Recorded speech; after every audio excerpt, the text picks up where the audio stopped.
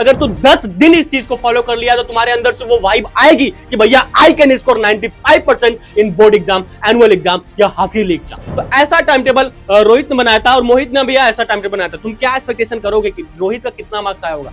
यार दोनों के दोनों बच्चे फेल हो गए। यार यहाँ पे देख सकते हो रोहित की टाइम टेबल और मोहित की टाइम टेबल। रोहित की टाइम टेबल देखने के बाद तुम क्या फील करोगे, मोहित की टाइम टेबल को देखने के बाद तुम क्या फील करोगे? सीबीएसई की क्लास 9 के 4 से 5 ऐसे टॉपर से बात करने के बाद मेरा एक सवाल था, क्या एक टाइम टेबल बच्चों को 95% स्कोर दिला देता है या टाइम टेबल बनाना बहुत बड़ा टास्क होता है? तो उन्होंने बोला कि भैया टाइम टेबल बनाना बहुत बड़ा टास्क होता है। मैंने खुद टाइम टेबल बनाना 3 से 4 महीने में सीखे। एक रोड मैप का काफी ज्यादा जरूरी होता है तुम्हारे बोर्ड एग्जाम की प्रिपरेशन में, तुम्हारे क्लास 9 के एनुअल एग्जाम या हाफ ईयरली एग्जाम की प्रिपरेशन में। तो कंप्लीट 1 जुलाई से देख रहे हो या तुम वीडियो 10 जुलाई को देख रहे हो या तुम वीडियो 15 जुलाई के देख रहे हो, अगर तुम क्लास 9th में हो, 10th में हो, तो एक कंप्लीट रोड मैप, एक कंप्लीट स्ट्रेटजी, एक कंप्लीट टाइम टेबल मैं तुम्हें बताने जा रहा हूं, जिस चीज को फॉलो करने के बाद एटलीस्ट तो अपने बोर्ड के एग्जाम में, एनुअल के एग्जाम में 95% स्कोर कर रहे होगे। ये प्रतीक भैया का दावा यार। चलो एक प्रतिज्ञा लेते हैं, भैया जो भी चैलेंज दोगे हम एक्सेप्ट करेंगे और कमेंट बॉक्स में चैलेंज एक्सेप्टेड का हमें कमेंट चाहिए। एटलीस्ट 1000 कमेंट आएंगे तब जाके मैं अगली स्ट्रेटजी वीडियो, टाइम टेबल वाली वीडियो में बनाऊंगा। बट अभी के लिए अगर तुम समर वेकेशन सब कुछ खत्म हो चुका हो, अगर तुम्हारे दिमाग में, दिल में एक ऐसा जोश है, एक ऐसा उत्साह है, एक ऐसा उमंग है कि भैया अब मुझे कुछ करके दिखाना है, भैया अब मुझे कुछ करना है, भैया मुझे करना ही है तो करना ही है, तो एक रामबाण टाइम टेबल, एक रामबाण strategy class 9th and 10th दोनों बच्चों के लिए मैंने ला दिया। So hello everyone, this is your Prateek भैया। पहले इस वीडियो को शुरुआत करने से पहले मैं अपने बारे में बता दूं यार, लगभग मेरा 3 से 4 साल 5 साल का एक्सपीरियंस है यार इस चैनल पे। अब अपने जूनियर से, सीनियर से सबसे पूछ सकते हो कि प्रतीक भैया कौन है। इस टाइम टेबल को फॉलो करने के बाद पता नहीं कितने टॉपर्स लोग यार टॉप किए हैं अपने बोर्ड के एग्जाम में, अपने एनुअल के एग्जाम में। ऐसे ही टॉपर से बात करने के बाद उनका यह मानना था कि भैया अगर बच्चा टाइम टेबल के हिसाब से पढ़ाई करता है, भैया अगर बच्चा स्ट्रेटजी के अकॉर्डिंग पढ़ाई कर रहा होगा तो अपने बोर्ड के एग्जाम में या एनुअल के एग्जाम में 95% स्कोर कर रहा होगा। पहले तो मैं चश्मा निकाल देता हूं यार, मैं थोड़ा सा अनकंफर्टेबल फील कर रहा हूं। बट अभी के लिए मैं तुमको बताने जा रहा हूं एक ऐसा टाइम टेबल, एक ऐसा स्ट्रेटजी, एक ऐसा रोड मैप, जिस रोड मैप को फॉलो करने के बाद एटलीस्ट तुम अपने बोर्ड के एग्जाम में, एनुअल के एग्जाम में 95% स्कोर कर रहे होगे। तो चलो वीडियो को शुरुआत कर लेते हैं। Let's start this video. यार यहां पे देख सकते हो रोहित की टाइम टेबल और मोहित की टाइम टेबल। रोहित की टाइम टेबल देखने के बाद तुम क्या फील करोगे, मोहित के टाइम टेबल को देखने के बाद तुम क्या फील करोगे? एक सच्ची घटना है यार कि रोहित ने एक ऐसा टाइम टेबल बनाया था जिसमें रोहित ने मेंशन किया था कि हमें कब उठना है, कब पढ़ना है, 4:30 बजे से लेकर 7 बजे तक रिवाइज प्रीवियस चैप्टर्स, 12 बजे से लेकर 4:30 बजे तक सोना है, 7 बजे 7:30 बजे तक फ्रेश होना है, 7:45 से 10 बजे तक क्लास वर्क है, 10 से लेकर 10:15 तक जो भी नैप्स वगैरह है, 10:15 से 12 तक क्लास वर्क है, फिर 12 से 12:20 तक लंच। तो ऐसा टाइम टेबल रोहित ने बनाया था और मोहित ने भी ऐसा टाइम टेबल बनाया था। तुम क्या एक्सपेक्टेशन करोगे कि रोहित का कितना मार्क्स आया होगा? यार दोनों के दोनों बच्चे फेल हो गए। दोनों के दोनों बच्चे, मैं कह सकता हूं दोनों के दोनों बच्चे फेल हो गए, कोई कुछ नहीं कर पाया। ऐसा टाइम टेबल होता है यार, this is the worst time table of life. मतलब स्टूडेंट लाइफ में सबसे वर्स्ट टाइम टेबल होता है यार। ऐसा टाइम टेबल तुम्हें नहीं बनाना। मैं तुम्हें टाइम टेबल बताऊंगा कि टाइम टेबल का क्या प्रोसेस होता है, कैसे तुम्हें करने हैं। तो क्या यार सिंपल सी बात है, तुम कब कंफर्टेबल हो ये तुम्हें देखना है। भैया मैं तो कंफर्टेबल हूं रात में पढ़ने के लिए, तो रात में पढ़ने के लिए साइकिल क्या बनाना है, और भैया मैं कंफर्टेबल हूं दिन में पढ़ने के लिए, तो दिन में पढ़ने के लिए रिसाइकिल क्या बनाना है, एवरीथिंग हम डिस्कस करेंगे। अगर बच्चा सुबह वाला है तो लगभग 10 बजे तुम सो जाओ रात में, एटलीस्ट बच्चे को 10 बजे सोना पड़ेगा।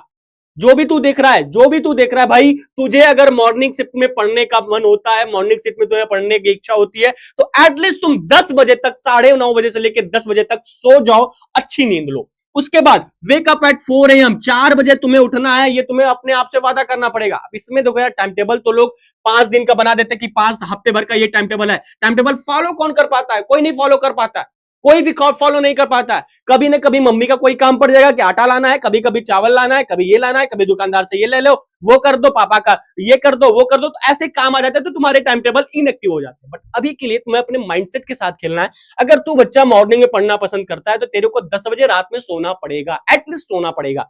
अगर तू सुबह पढ़ना चाहता है, वेकअप 4 बजे तुम्हें भोर में उठना है तो उठना है, किसी भी हालत में उठना है, क्योंकि तेरा बोर्ड एग्जाम तेरे सामने, तेरा हाफ ईयरली एग्जाम तेरे सामने, तेरा एनुअल एग्जाम तेरे सामने, तो इस चीज को ध्यान देना है। उसके बाद 1 से 2 घंटे स्टडी इन मॉर्निंग, 1 से 2 घंटे, एटलीस्ट 1.5 से 2 घंटे की सिटिंग कैपेसिटी एक अच्छे बच्चे की होनी चाहिए।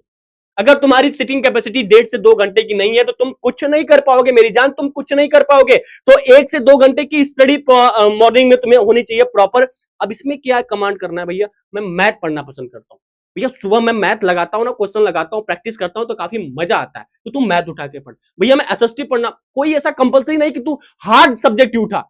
कोर सब्जेक्ट भी पढ़ सकते हो यार, लैंग्वेज सब्जेक्ट भी पढ़ सकते हो, ऐसा कोई दिक्कत नहीं है। जो मेंटेलिटी तुम्हारी करे, अपनी मेंटेलिटी के हिसाब से करना, वो तुम्हारा प्रोडक्टिविटी निकाल के आएगा। अब मैंने कह दिया कि प्रतीक भैया ने कह दिया, या किसी भैया ने या किसी दीदी ने बोल दिया कि सुबह में उठ के सिर्फ तेरे को मैथ करना है, मैथ करना है, ऐसा नहीं होता। तू जब कंफर्टेबल है, तू जितनी टाइम कंफर्टेबल है, तू जिस सब्जेक्ट के लिए कंफर्टेबल है, उस टाइम पे तुम्हें पढ़ाई करनी, ठीक है। इस चीज को समझो। अगर नाइट शिफ्ट में बच्चा पढ़ने का प्लान करता है कि भैया मुझे नाइट शिफ्ट में पढ़ना है, तो एटलीस्ट तुम्हें स्लीप एट 12 बजे रात को ही सोना है, चांद देख के। वो वाला चांद नहीं जो तुम वीडियो कॉल पे देखते हो, वो चांद नहीं, इस चांद को देख के सोना है। अब मान लो 15 दिन के लिए चांद गायब हो जाता है, तो तुम दूसरी चांद को भी देख के सो सकते हो। वो चांद देखेगी, तुम वो चांद देख लेना, दोनों लोग चांद देख के सोना। स्लीप एट 12 AM, मतलब 12 बजे तुम्हें सोना है। अगर जो बच्चा रात में पढ़ना कंफर्टेबल फील करता है, मेरे हिसाब से यार रात में पढ़ना इज गुड थिंग। मेरे हिसाब से यार रात में जो प्रोडक्टिविटी निखर के आती है ना, हम लोग खुद काम करते हैं ना, हम लोग लेक्चर रिकॉर्ड करते हैं, सुबह 8, 9, 10 बजे तक सोते हैं भाई, सुबह 8, 9, 10 बजे तक, मैं अपनी बात कर रहा हूं, ठीक है।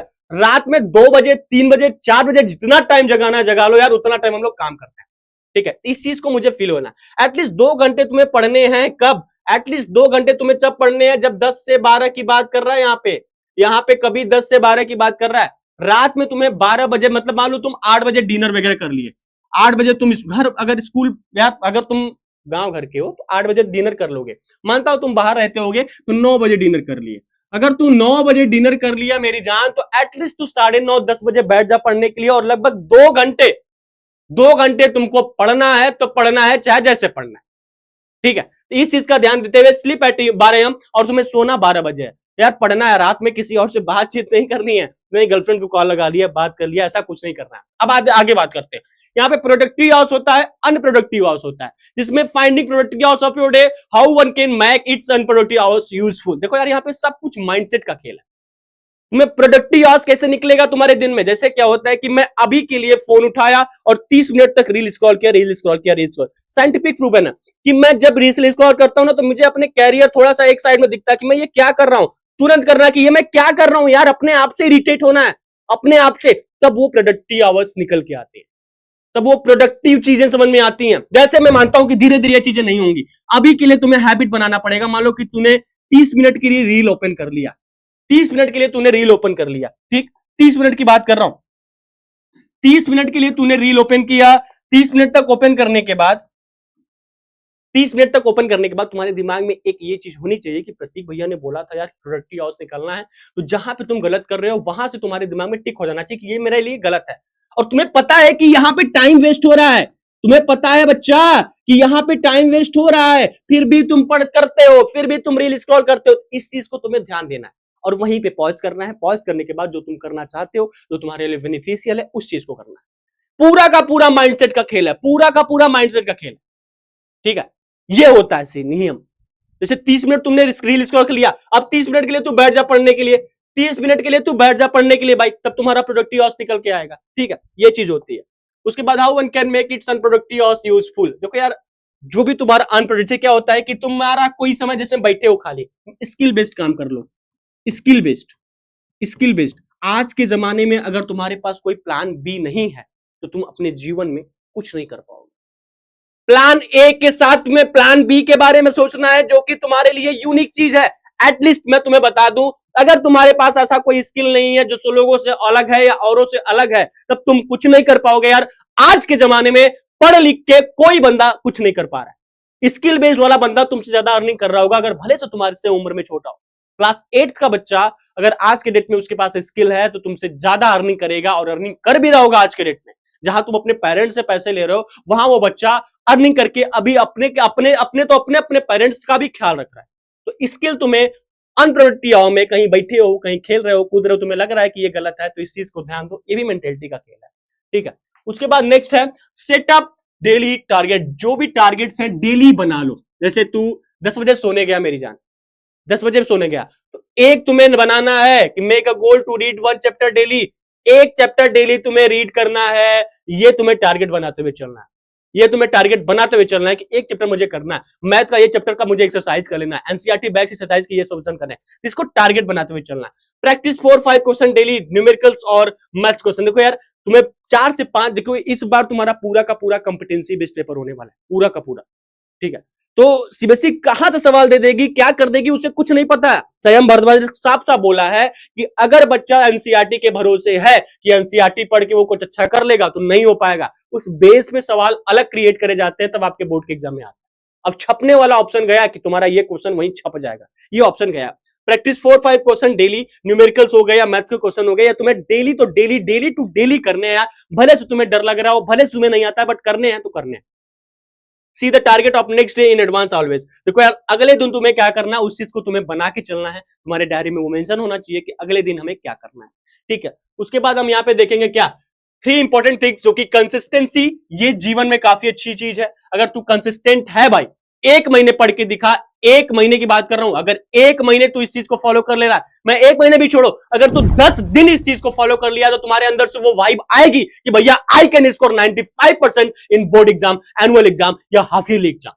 मात्र 10 दिन इस टाइम टेबल, इस रोड मैप, इस स्ट्रेटजी को फॉलो करके दिखाओ यार। प्रतीक भैया की जुबान है कि तू, तेरे अंदर से वो मोटिवेशन, वो वाइब फील आएगी कि भैया मैं कर जाऊंगा, कर लूंगा, मैं करूंगा, मैं करूंगा, ऐसे फीलिंग आएंगी तुम्हारे अंदर, ठीक है। कंसिस्टेंसी ये होता है। मोर सेल्फ स्टडी, देखो यार तुम्हारी कैपेसिटी अगर 3 से 4 घंटे या 2.5 से 3 घंटे की नहीं है, तो तुम कुछ नहीं कर पाओगे। एटलीस्ट सेल्फ स्टडी तुम्हें करने, कोचिंग से कोई कुछ कर पाया है तो यार, ऑनलाइन पढ़ के कोई कुछ कर पाया है, या स्कूल से कोई पढ़ के कुछ कर पाया है, जब तक तुम सेल्फ स्टडी नहीं करोगे तब तक चीजें नहीं हो पाएंगी। Improve weak areas and topic and chapters, ठीक है। जो भी तुम्हारी वीक एरियाज है, टॉपिक्स है, उनके लिए सेपरेट तुम्हें 30 मिनट निकालना पड़ेंगे, एटलीस्ट तुम्हें 30 मिनट निकालने पड़ेंगे। इस चीज का ध्यान दो, तो 30 मिनट इसके लिए भी निकालो। बाकी ये वीडियो कैसा लगा, let me know the comment box. I hope, मैं ईश्वर से, ऊपर वाले से हमेशा प्रार्थना करता हूं, बच्चा जितना मेहनत कर रहा है उससे बढ़िया मार्क्स उसे दो, ताकि उसका मोटिवेशन बने और जीवन में काफी अच्छा कर पाए। बाकी मेरा शुभकामनाएं आप लोगों के साथ हमेशा है यार। आप छोटे भाई हो मेरे, आप थोड़ा सा प्यार मेरे को दिखाओ। जो चीजें आपने एक्सपेक्टेशन नहीं करी होगी, वो इस चैनल पे हम लाएंगे, वही बिल्कुल फ्री ऑफ कॉस्ट में। एक प्यारा सा हक करेंगे छोटे भाइयों के साथ, फिर मिलेंगे नेक्स्ट वीडियो में। तब तक के लिए thank you so much, love you all, bye bye.